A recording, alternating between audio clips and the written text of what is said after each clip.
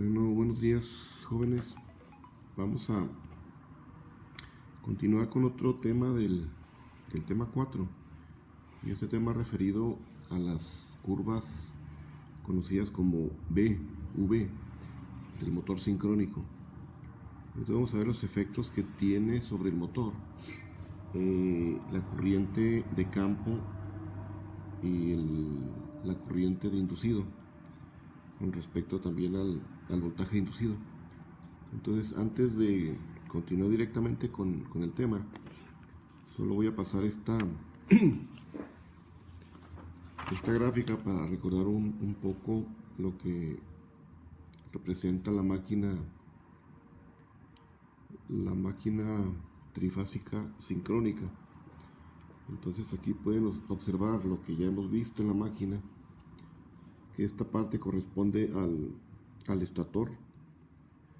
Tenemos el rotor aquí con un rotor de polos salientes, de 2 polos. Y el estator está, en este caso, como es un motor, alimentado a través de tres líneas, como es un motor trifásico. Si tenemos una configuración estrella, pues tenemos aquí un punto común para las 3 fases, es el punto neutro. Y tenemos en el rotor la alimentación a través de un voltaje de corriente directa, que es el voltaje de campo, es el VF o de field, de campo, el cual proporciona la corriente al devanado de rotor para producir una densidad de flujo en el rotor. Y el estator pues estará moviendo magnéticamente en una secuencia dada por los voltajes de alimentación. Por aquí vemos el entrehierro o el air gap, que es el pequeño espacio que se encuentra entre lo que corresponde al estator, a los devanados, el espacio libre que se encuentra entre ese estator y el polo del rotor, ¿verdad? Entonces, en este punto es donde se interaccionan los dos flujos magnéticos, el flujo del estator y el flujo del rotor, que los dos interaccionan y producen el movimiento del motor, ¿verdad? O la generación, en su caso, de un generador sincrónico. Entonces, lo que vamos a ver en este video básicamente es el efecto que tiene en el motor el estar incrementando o reduciendo la corriente de campo que alimenta desde este voltaje. Entonces, este voltaje lo podemos variar en su nivel, o podemos colocar una resistencia intermedia, la cual podamos nosotros estar moviendo el valor de la resistencia para mover el valor de la corriente que alimentamos al rotor. Entonces, este cambio de la corriente del campo, recordemos que tenemos un circuito equivalente entre esta fase y el punto común, ¿verdad? Entonces este representa el voltaje de inducido. Entonces tenemos un circuito equivalente. Entonces el voltaje de inducido es directamente proporcional al cambio de la corriente del campo. Entonces, si nosotros hablamos de una máquina que no está saturada, trabajamos básicamente en estos niveles, ¿verdad? Esta sería la corriente de campo y este representa el voltaje de inducido. Entonces, a un cambio de la corriente, ¿sí?, en este trayecto, estamos variando linealmente también el voltaje de inducido, ¿verdad? Siempre y cuando no llevemos a la máquina a un punto de saturación, ¿verdad? Todo esto ya sería la saturación de la máquina, cuando estamos demandando más corriente, pero ella no es capaz de incrementar linealmente el voltaje de inducido. Entonces, básicamente con esos conceptos vamos a revisar qué sucede con el cambio en el campo de la corriente sobre los efectos que van a producirse en el voltaje inducido, en la corriente inducido y en los demás aspectos de la potencia. Entonces, recordemos que este es un motor sincrónico. Ahora le alimentamos de la alimentación trifásica hacia el estator y seguimos alimentando una corriente en el rotor.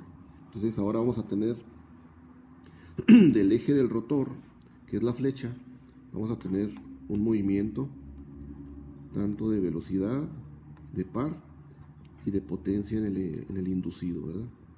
Entonces esas tres cantidades van a estar relacionadas con respecto a cómo estemos variando nosotros la corriente de rotor.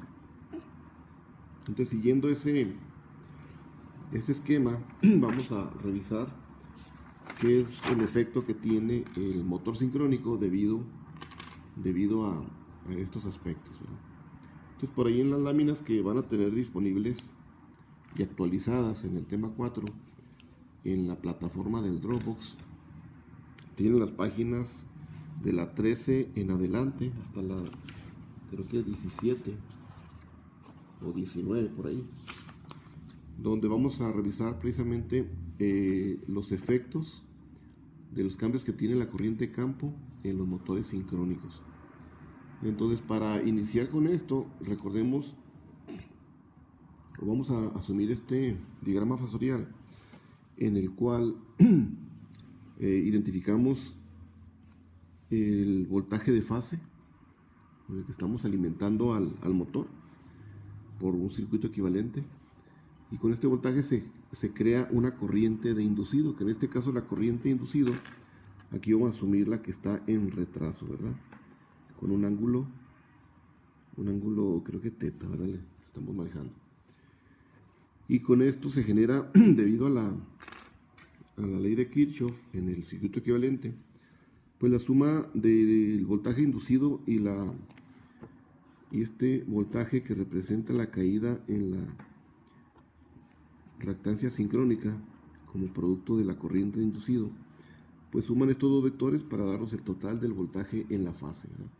Pero aquí el motor está demandando una corriente de inducido y está en retraso esa corriente de inducido con respecto al voltaje que alimentamos al circuito equivalente del motor sincrónico. Entonces, esencialmente la corriente, al incrementarse en la corriente de campo, lo que hace es básicamente incrementar la magnitud de la cantidad de voltaje inducido, pero no va a afectar la potencia real que se está suministrando al motor. Entonces, eso lo podemos ver en el siguiente diagrama de la figura 5.8, que representa un motor sincrónico que opera con un factor de potencia en retraso y el efecto del incremento que tiene de la corriente de campo en la operación del motor. Entonces, del diagrama anterior, este diagrama también se está repitiendo en este diagrama donde tenemos la corriente IA1. Voy a incrementar aquí un poco la imagen para hacer más claro la explicación. Entonces, cuando nosotros tenemos la corriente IA1 que demanda el motor, se crea un voltaje de inducido EA1 y una respectiva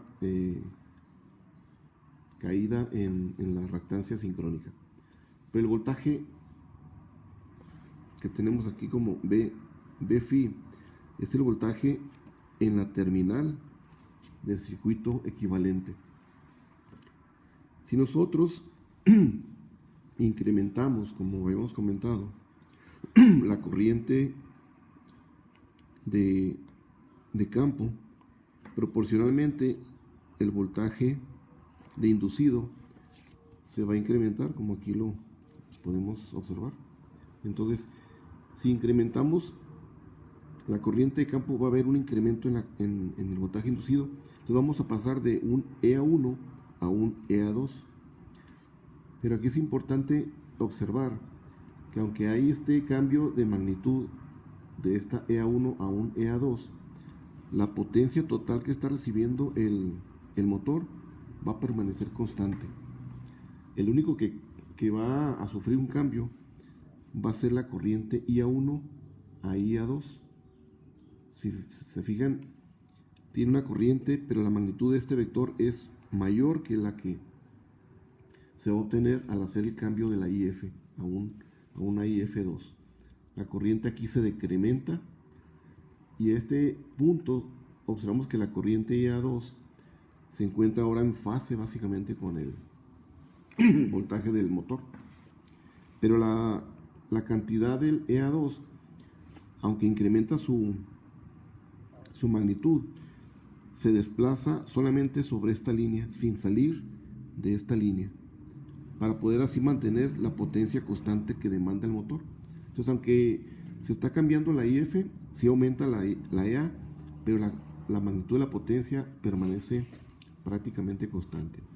Y así podemos seguir incrementando la corriente IF para pasar a una EA3.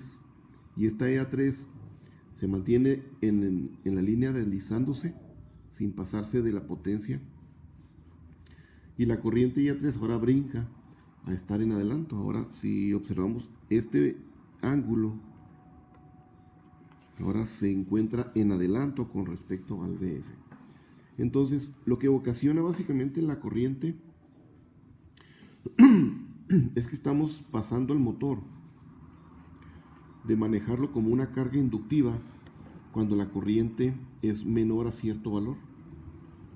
Entonces, de esta línea que tenemos aquí hacia la izquierda es cuando la corriente se encuentra en retraso, debido a que la corriente IF es un valor bajo, lo que produce una caída o un voltaje de inducido bajo. Si por el contrario nos pasamos de esta línea hacia la derecha, de aquí hacia la derecha, el motor va a estar trabajando básicamente con una corriente en adelanto, lo que lo convierte en un motor con una carga básicamente capacitiva, como si tuviéramos un circuito de una resistencia y un capacitor, y del lado izquierdo como si fuera básicamente una carga resistiva e inductiva. Entonces aquí tenemos una carga inductiva y acá sería una carga capacitiva, como estaría operando el motor. Entonces eso va a ser debido a que la corriente la podemos llevar desde una corriente bajo, y IF es un valor bajo, lo cual produce pues una cantidad, perdón, este es alta, y esta cantidad de la tensión inducida sería también alta, como les comentaba en la gráfica anterior. Entonces esta gráfica la podemos manejar con estas corrientes. Entonces, como si aquí pudiéramos colocar un punto medio, donde aquí sería corrientes altas de IF, y hacia la izquierda corrientes bajas de IF. Entonces tendríamos también por el mismo lado voltajes de inducido bajos.